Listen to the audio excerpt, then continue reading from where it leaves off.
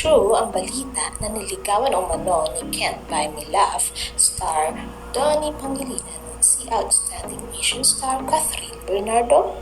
Sa latest episode ng Showbiz Updates nitong Martes, April 16, ulat ni Showbiz Insider OG Diaz ang nasagap ng impormasyon mula sa isang source.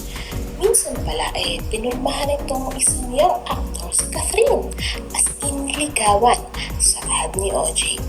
Tanong tuloy ng co-host niyang si Mama Loy, kailan? Noong habang sila pa ni Daniel o after? Hindi, wala na si Daniel at si Catherine, tukoy ni OG.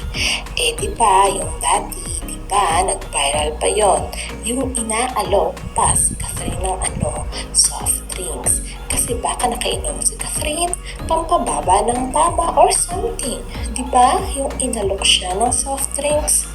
Dagdag pa ni OG, basta yun yung nakarating lang sa akin. Ngayon, na kay Donnie. Ay, ano ba yan? Nadulas tuloy ako.